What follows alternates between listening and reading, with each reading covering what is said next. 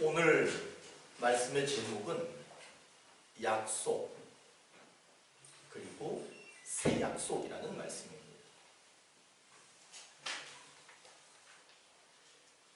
미국에 크리스 스필먼이라고 하는 미식 축구 선수가 있습니다. 이 사람은 아주 강하고 힘이 세고 덩치가 큰 사람이에요. 이 사람이 미식 축구에서 포지션이 뭐냐 하면은 라인백이라는 거예요. 이 라인백이라고 하는 것은 뭐냐면 아주 간단하게 얘기하면 상대방 선수들이 공격해 들어올 때 그 선수들을 막아내는 포지션이에요. 그렇기 때문에 덩치도 크고 억세고 힘이 셉니다. 그 선수들을 막아내야 되니까. 이 사람은 미국의 미식 축구를 사랑하는 사람들 가운데에서 가장 인기가 많은 선수입니다. 왜냐하면 그의 몸짓, 그가 경기하는 모습 이런 것들은 상상을 초월할 정도로 멋진 사람인 거예요. 그런데 그런 멋진 모습이 어디서 나오느냐 하면 큰 덩치와 아주 강한 힘에서 그런 것들이 나오는 것입니다. 그런데 이 사람에게 어떤 일이 있었느냐 하면 1998년도에 이제 미식 축구 시즌이 시작되기 전에 그만 그 아내가 암 진단을 받아요. 그러니까 이 선수가 경기를 앞두고 아내가 암 진단을 받으니까 1년 동안 경기를 참여하지 않겠습니다라고 선언을 합니다. 그리고 많은 기자들의 질문에 그가 이렇게 말합니다. 나는 가족을 사랑하기 때문에 1년 동안 경기를 하지 않기로 결정을 내렸습니다. 저는 아내에게 이렇게 약속했습니다. 나는 그녀를 병원에 데리고 다닐 것이고 나는 그녀의 손을 잡아줄 것이고 나는 내 가정의 아이들을 돌볼 겁니다. 이제 나는 그 약속을 지킬 때가 됐습니다. 그 사람은 덩치가 아주 큽니다. 아주 억셉니다. 아주 힘이 강합니다. 그런데 이 사람 속에서 나오는 그 마음은 사랑이었고 아주 부드러운 마음이었습니다. 사람들은 그렇게 우락부락하게 생긴 사람이 아내를 사랑하고 가족을 사랑하는 그런 말을 할 때 감동을 받았습니다. 그런 것 같습니다. 어려움에 부딪혔을 때, 어려움에 부닥쳤을 때 힘이 되어주는 존재가 바로 부부인 것이지요. 그리고 가족이라는 생각을 다시 한번 하게 하는 그런 내용입니다.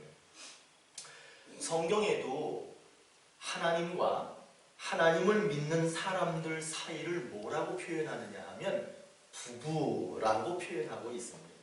하나님과 우리가 부부래요. 그러면 신랑과 신부가 있어야 되잖아요. 하나님은 신랑이시고 우리들은 신부랍니다. 부부관계에서 하나님은 남편이고요. 우리는 아내인 거예요. 성경은 그렇게 표현합니다. 하나님과 우리가 부부라면 거기에는 믿음이 있어야 됩니다. 하나님이 나와 부부라면 거기에는 사랑이 당연히 있어야 됩니다. 하나님과 우리가 부부라면 거기에는 용서가 있어야 됩니다. 하나님과 우리가 부부라면 하나님이 가시고자 하는 그 길을 함께 갈 수 있어야 됩니다. 하나님이 우리와 부부라면 하나님은 나를 살려주시고 우리는 하나님을 빛내는 그런 모습이 나타나야 됩니다. 오늘 우리가 이 말씀을 읽었는데 오늘 본문 말씀은 무엇을 우리에게 약속하고 있느냐 하면 한번 따라해 보세요. 새 약속을 맺어 주신다. 새 약속을 맺으시리라. 새 약속이 오늘 말씀의 약속이에요. 하나님과 하나님의 백성은 부부처럼 약속을 맺었어요. 오늘 말씀에 보니까 두 번의 약속이 있었다라고 말합니다. 첫 번째 약속은 어떤 거였느냐 하면 이스라엘 백성이 이집트 땅에서 노예로 살아갈 때 맺은 약속이에요. 그때 그 약속은 어떻게 시작됐느냐 하면 신랑은 신부를 사랑하겠습니까? 신부는 신랑을 사랑하겠습니까? 어서 많이 듣던 얘기죠. 부부가 되기 위해서는 서약을 하는 약속이었어요. 부부가 되겠다라고 하는 서약의 약속이었습니다. 이집트 땅에서 섬기던 우상을 버릴 것이고 이제부터는 하나님만 섬기겠습니다라고 하는 약속이었습니다. 그런데 그 약속이 깨졌을까요? 안 깨졌을까요? 새 약속이 있는 이유가 뭘까요? 그 약속이 깨졌기 때문이에요. 그 약속이 깨졌어. 부부의 인연을 맺고 이제는 저 우상을 섬기지 않고 남편 되신 하나님만 내가 섬기겠습니다 라고 했던 아내 되었던 이스라엘 백성들이 약속을 깨버렸습니다. 우상을 만들었어요. 그리고는 그 우상 송아지를 하나님이라고 섬겼습니다. 첫 번째 약속은 이제 완전히 깨졌어요. 첫 번째 약속은 아예 없어진 거예요. 그런데 우리 하나님이 얼마나 우리에게 감동을 주시느냐. 두 번째 약속을 맺어 주십니다. 그런데 이 두 번째 약속은 첫 번째 약속과는 달라요. 그 약속을 맺는 방식부터 달라요. 첫 번째 약속은 백성들이 하나님만 섬기겠다라고 했다가 하나님을 잊어버린 거예요. 그러니까 하나님이 두 번째 약속은 어떻게 맺으시냐면 하나님을 절대로 잃어버릴 수 없는 방식으로 약속을 맺습니다. 그게 뭐냐 하면 그 한 사람 한 사람 하나님이 내 백성이라고 여기는 사람들 마음속에다가 법을 기록했다. 하나님이 그 마음속에다가 직접 쓰셨다는 거예요. 무엇을 썼느냐? 하나님의 법을 썼어요. 그런데 그 하나님의 법이라고 하는 것이 무엇이냐 하면 하나님 자신을 그 마음속에 새겨 넣으셨다는 거예요. 생각해 보십시오. 그 마음속에 비석에 글씨를 깊게 파가지고 새겨 놓은 것과 같이 그 마음속에 하나님을 깊이 새겨 넣었어요. 그러면서 하나님이 뭐라고 말씀하시느냐? 이제부터 예수 믿으세요. 하나님 믿으세요. 교회 다니세요. 그렇게 말할 필요 없다는 거야. 그렇게 말하지 않아도 남자, 여자, 어린아이, 노인들 모든 사람들은 나를 알 것이다. 저는 이 말씀을 읽을 때 엄청 감동받았어요. 하나님께서는 다시는 하나님을 잊어버리고 죄를 짓는 것을 사람 안에서 일어나지 않게 하기 위해서 이제 자신의 존재를 새 약속으로 맺으실 때 마음판에다가 마음속에 새겨주셨다는 거예요. 그리고는 이렇게 말씀합니다. 백성이 지금까지 약속을 어겼던 거 내가 용서하겠다. 지금까지 악하게 행동했던 거 내가 기억하지 않겠다 라고 말씀하십니다.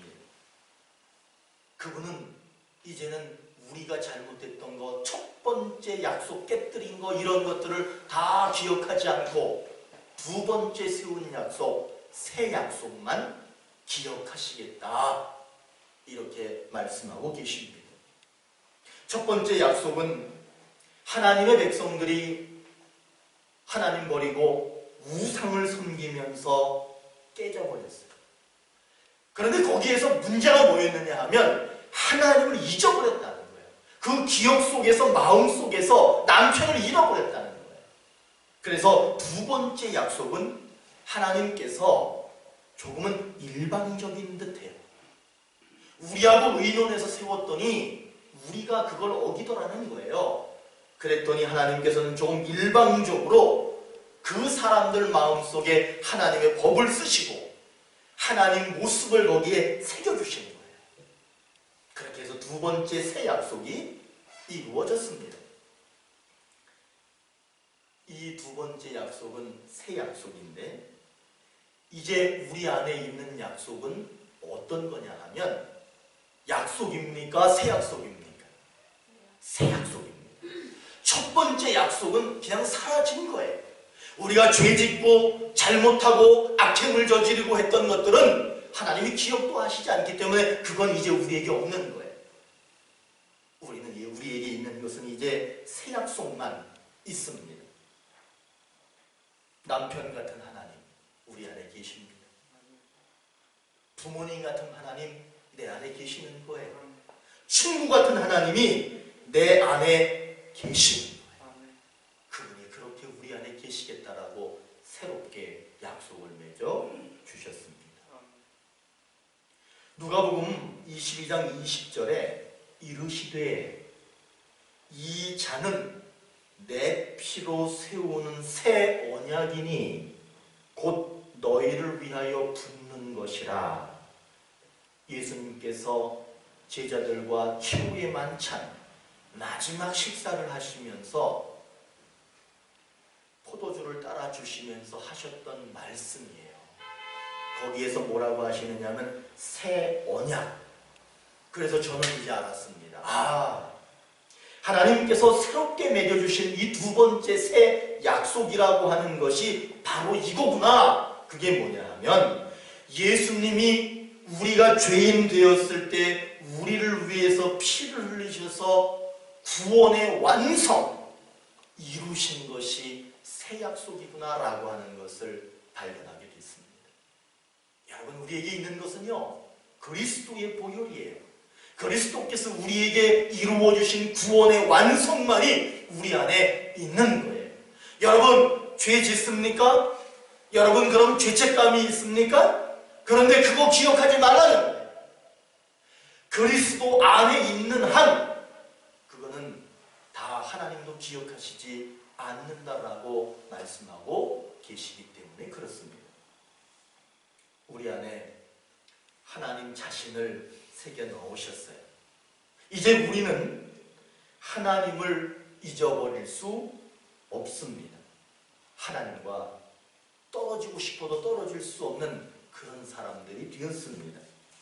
그렇다면 하나님께서는 우리 안에 계시면서 절대로 떨어지지 않는다. 나는 그 마음속에 새겨져서 절대로 떠나지 않는다 그러시면서 도대체 우리 마음속에서 뭐하고 계시는지 아세요? 그분이 뭐하고 계시느냐? 그분이 율법이 하나님의 모습이기 때문에 율법으로 존재하세요. 여러분, 율법이라고 하는 것은 한번 따라해 보세요. 지켜 행하는 것. 지켜 행하는 것. 지켜 행할 수 있도록 우리를 돕고 계셔요. 율법을 따라서 우리가 지켜 행할 때 그것이 새로운 약속이다라고 하는 것을 우리 안에서 지금도 가르쳐주고 계십니다. 첫 번째 약속은 사라졌습니다. 두 번째 약속, 새 약속이 우리에게 있습니다. 그 새 약속이 우리 안에 있고 그 새 약속이 우리 안에서 온전하게 이루어지기 위해서는 하나님의 법이 마음속에 있어야 돼요. 그러나 그 하나님의 법, 하나님의 모습, 하나님의 율법, 그것이 우리 마음에 없다면, 그것을 내가 거부하고 밀어내고 있다면 회개하고 돌이켜야 됩니다. 그리고는 어떻게 해서든지 그것을 내 마음속에 간직하려고 노력해야 됩니다. 첫 번째 약속은 깨져버렸습니다. 그래서 두 번째 새 약속이 맺어질 수밖에 없었습니다. 하나님의 법은 우리 마음속에 새겨져 있습니다. 그것은 하나님이에요. 그리고 그것은 율법이에요. 그것이 우리 안에 있어요.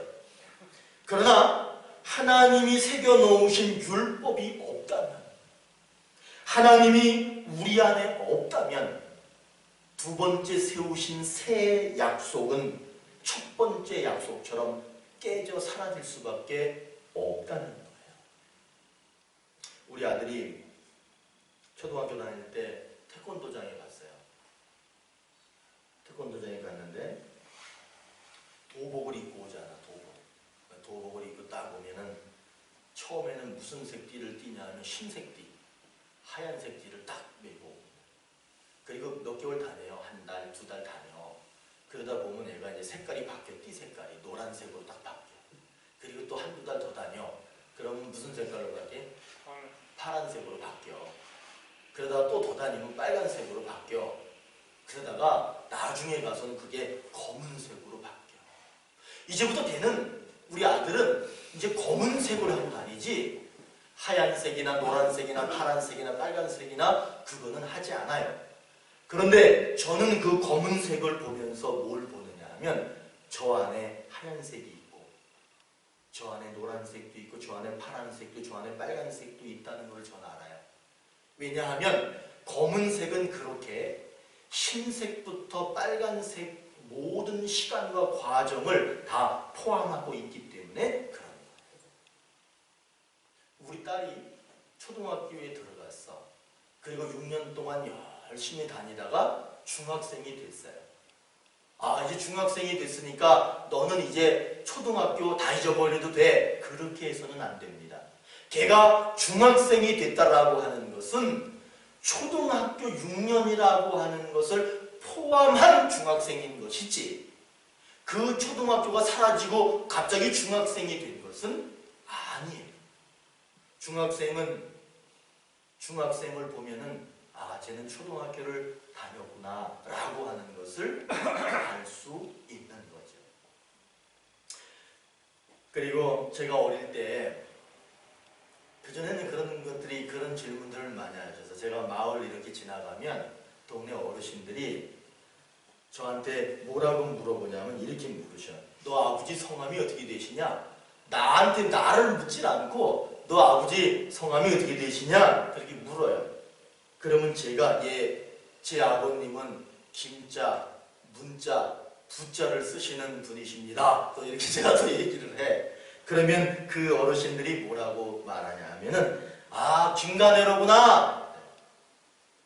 그분이 결국 나 어디 사냐 그걸 물어보는데 나를 물어보지 않고 너 어디 사냐, 그 집안이 어디냐 그거를 물어보시는 거예요. 그러면 제가 지금 와서 생각해보면 그런 거야. 내가 김가인데 내가 존재하는 것은 어디에 포함되어 있는 거냐? 그 김가, 김씨 그 집안에 포함된 나를 물어보시는 거예요. 결국에 우리들은 어딘가에 그렇게 포함되어져 있어요. 율법은 무엇을 포함하고 있느냐 하면 율법 그렇게 얘기할 때 거기엔 당연히 실천이 포함되어져 있습니다. 율법을 지키고 실천하는 사람이 어떤 사람이냐? 믿음으로 구원받은 사람이에요. 그 사람이 율법을 잘 지키고 있다 그러면 그 사람 속에는 믿음이 있고 구원을 포함하고 있다는 것을 말하는 겁니다. 율법을 실천하는 사람 안에는 하나님도 계시고 하나님의 법도 있고 믿음도 있고 구원도 있다라고 하는 것을 포함하고 있는 거예요. 그러면 한번 이렇게 얘기해 볼까요? 나는 믿음이 있습니다. 도대체 믿음은 무엇을 포함하고 있느냐? 그건 자기 고백인 것이죠. 그런데 그 사람이 율법을 잘 지키고 있어요. 그러면 그 율법을 지키는 사람 속에는 믿음도 있고 구원도 있다는 것을 말하고 있는 겁니다. 하나님이 우리 속에 존재하시고 우리 마음 속에 하나님이 계신 이유는 무엇이냐면 믿음만을 고백하는 것으로 끝나는 것이 아니라 하나님의 법을 지킬 수 있는 사람이 되라고. 그래야 첫 번째 약속처럼 새 약속이 깨지지 않는다는 것을 가르쳐 주시기 위해서 우리 안에 계신 겁니다. 하나님은 우리에게 새로운 약속을 주셨어요. 그렇기 때문에 그 새로운 약속을 지켜야 되는 거예요. 하나님이 내 안에 계신다. 그거는 분명한 사실입니다. 그러나 계신다라고 하는 것으로 끝나는 것이 아니라 그분이 내 안에 계시기 때문에 그 율법을 어떻게 해서든지 지키려고 하는 그런 모습이 있어야 된다는 거예요. 첫 번째 약속이 깨졌어요.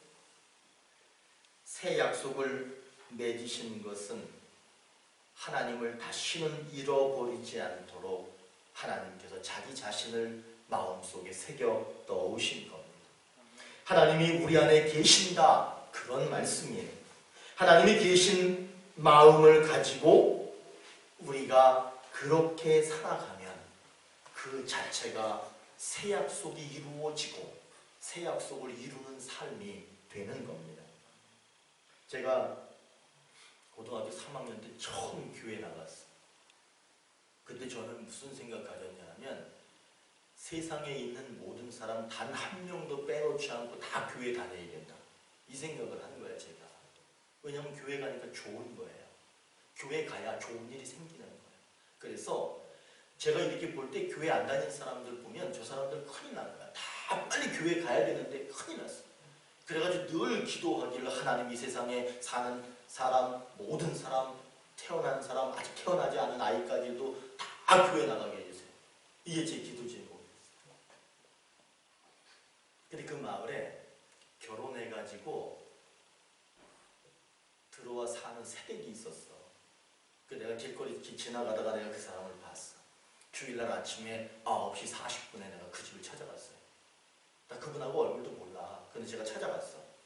그리고 제가 뭐라 그랬냐면 제 마음속에는 다 교회 나가야 되니까 저는 지금 교회에서 왔는데 교회 가시자고 제가 왔습니다. 그래서 그분한테 새댁이 황당하고 당황스러운 거야, 저를 보고. 그래서 제가 뭐라 그랬냐면 옷 입고 신발 신고 얼른 나오세요. 저랑 같이 교회 가시게요. 그랬어요. 그러니까 이분이 문 닫고 들어가서 안 나오는 거야. 그리고 10분, 20분쯤 지나니까 문이 조금 열리고 빼꼼 나를 봐. 그래서 다시 문을 닫아. 나 계속 기다렸지. 나는 그 사람 교회 데려가야 되니까. 30분 지났어. 다시 또 살짝 봐. 근데 내가 거기 계속 서 있었거든. 그 오토바이 옆에 서 있었어, 내가. 그 집 오토바이 옆에. 그랬더니 다시 문을 닫고 한참 일단 40분쯤 지났을까? 그때 옷을 입고 신발을 신고 나한테 그러는 거야. 교회 가세요. 그러는 거야. 새댁이라 얌전해. 교회 가세요. 그래서 그분하고 나하고 교회를 갔어요. 근데 저는 당연히 그 사람 교회 가야 되는 거야. 교회 가야 구원받고 교회 가야 잘 살고 교회 가야 좋은 일 생기고 나중에 애들도 낳을 텐데 걔네들도 신앙생활 하고 그런 생각을 한 거예요. 그리고 나서 그분이 교인이 됐습니다. 그리고 교회 열심히 나왔어요. 그리고 나중에는 그분이 애를 낳았는데 2명을 낳았어요. 2명을 낳았는데 걔네들도 교회 다녔게요, 안 다녔게요? 걔네들도 교회 다녔어요. 걔네들도 당연히 중일학교 조그만 코 올릴 때부터 갓난아기 때부터 걔네들은 교인이 됐어요.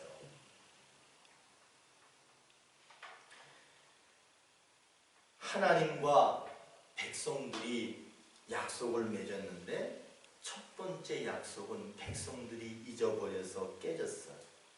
두 번째 약속은 하나님께서 마음속에다가 깊이 새겼기 때문에 하나님을 잊어버리지 않아요.